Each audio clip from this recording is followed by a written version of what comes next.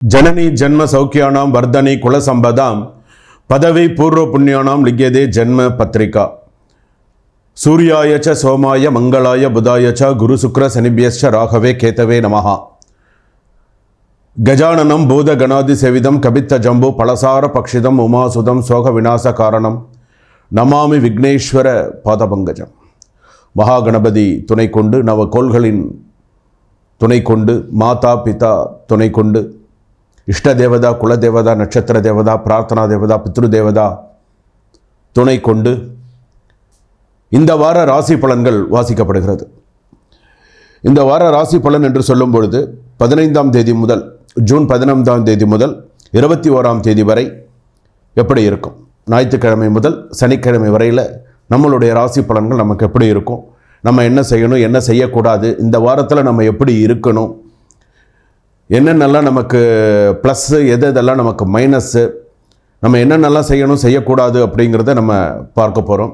தனுசு ராசி நேயர்களே, இந்த வாரம் உங்களுக்கு ஜூன் மாதம் எப்படி இருக்குது, இந்த வாரத்தில் அதாவது 15ஆம் தேதியிலேருந்து 21ஆம் தேதி வரையில் இந்த வாரம் அப்படின்னு எடுத்துட்டோன்னா முன்னேற்றமும் சோதனைகளும் இரண்டுமே கலந்து வரக்கூடிய வாரம். முன்னேற்றமும் வரும் சோதனையும் வரும். உங்களுடைய பழைய முயற்சிகளுக்கு பலன் கிடைக்கும். ஆனால் புதிய செயல்களில் சிக்கல்கள் இருக்கலாம். மனநிலை சற்று ஏற்றத்தாழ்வாக இருக்கும். இருப்பினும் வார முடிவில் நம்பிக்கையை மீட்டு கொள்வீர்கள். நிறைய நல்ல நம்பிக்கை, சில விஷயங்கள்லாம் கண்டிப்பாக நிறைய நல்ல விஷயங்கள்லாம் நடக்கும். பணியிடத்தில் உங்கள் திறமையை காட்ட வேண்டிய நேரம் இப்பொழுது.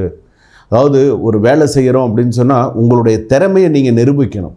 எனக்கு இந்த மாதிரி திறமை இருக்குது, என்னால் இந்த மாதிரி திறமையை இந்த வேலையை செய்து முடிக்க முடியும் அப்படின்னு ஒரு டைம் வரும்னு சொல்கிறாங்க இல்லையா, ஸ்மார்ட் ஒர்க்குன்னு சொல்கிறாங்க, கேள்விப்பட்டிருக்கீங்களா? அந்த மாதிரி ஸ்மார்ட் ஒர்க் உங்களுடைய திறமையை அதிகமாக இது பண்ணு. மேலதிகாரிகள் உங்கள் வேலைகளால் ஈர்க்கப்படுவார். அட்டே அப்பா பரவாயில்லையடா, டே நல்லா வேலை செய்கிறடாப்பா, டே பரவாயில்லடா, நான் உன்னை என்னமோ நினச்சேன்டா, நீ நல்லா வேலை செய்கிறடா பரவாயில்லடா அப்படின்வாங்க. வேலை தேடுபவர்களுக்கு புதிய பாதை ஒன்றை தொடங்க வாய்ப்பு உள்ளது. வேலை தேடின்னு இருக்கீங்கன்னு சொன்னால் உங்களுக்கு ஒரு புதிய பாதை, உங்களுக்கு கரெக்டான ஒரு லைன் கிடச்சிரும் இனிமேல். ஸோ ஏன்னா குரு 7ஆம் இடத்துல இருக்கார், இனிமேல் ஒரு நல்ல விஷயமா இருக்கும். இன்னும் முக்கியமாக சொல்லப்போனால் காதல்லாம் நல்லா சக்ஸஸ்ஃபுல்லாக ஓடும். ப்ரப்போஸ் பண்ணியிருந்தீங்கன்னா கண்டிப்பாக உங்களுக்கு எல்லாம் சக்ஸஸ் ஆகிடும். ப்ரப்போஸ் பண்ணியிருந்தீங்கன்னா அந்த பொண்ணு வேணான்னுலாம் சொல்லாது, கவலைப்படாதீங்க.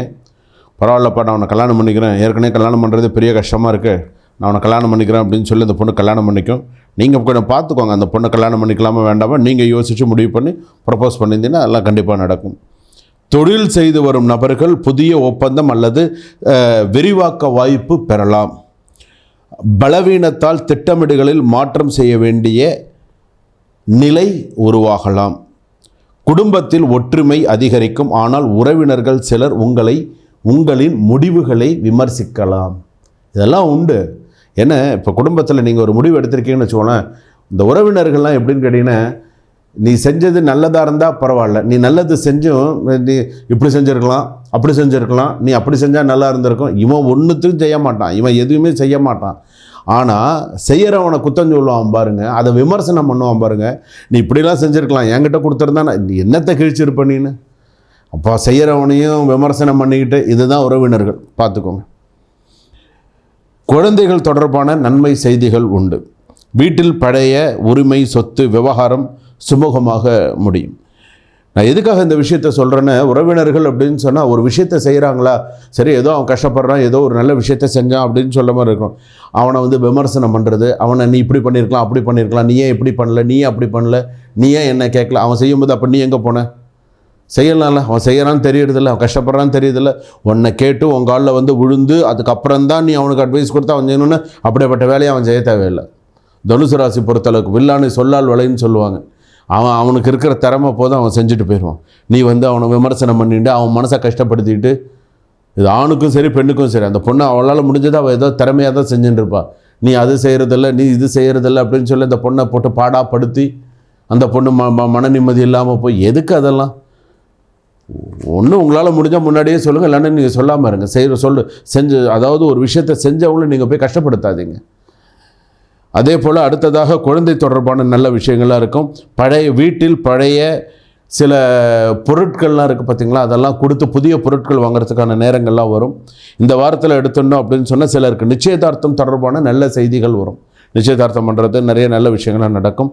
கணவன் மனைவிக்குள் இருக்கக்கூடிய மனக்கசப்பு ஏற்படும், சிறிய மனக்கசப்பு ஏற்படும். மென்மையாக சமாளிக்க வேண்டும். அதாவது ஒரு மனக்கசப்பு அப்படிங்கிறது கணவன் மனைவிக்குள்ளே இந்த வாரத்தில் வருதா, அதை மென்மையாக சமாளிக்கணும். சரிம்மா பரவாயில்ல, உன்ன மாதிரி அழகாக யார் உண்டா இந்த உலகத்தில், உன்ன மாதிரி அழகே யாருமே கிடையாது, நீ கோவப்படும் போது அழகாக இருக்குன்னு எதையாவது சொல்லி அடித்து விடுங்க. அப்போ தான் அந்த பொண்ணு கொஞ்சம் சமாதானம் ஆவா. ஸோ கோச்சிக்காதீங்க, ஏதாவது சொல்லி சமாளித்து விடுங்க, அடித்து விடுங்க. அப்போ தான் அந்த பொண்ணு, இல்லைன்னா மறுவேளை சாப்பாடு வேணுமா வேணாமா யோசிச்சுக்கோங்க, ஏன்னு வச்சுக்கோங்க. அப்புறம் போடலைன்னா அப்புறம் நமக்கு தான் கஷ்டம், அது பார்த்துக்கோங்க.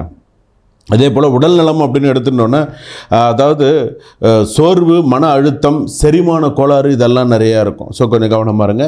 தியானம் மற்றும் இயற்கை உணவெல்லாம் கொஞ்சம் எடுத்துட்டிங்கன்னா நல்லது. அதே போல் கண் பிரச்சனை அதிகமாக வரும். கண் பிரச்சனை மருத்துவ ஆலோசனை பெறுவது நல்லது. கழுத்து வலி வரும். ஸோ கவனமாக இருங்க.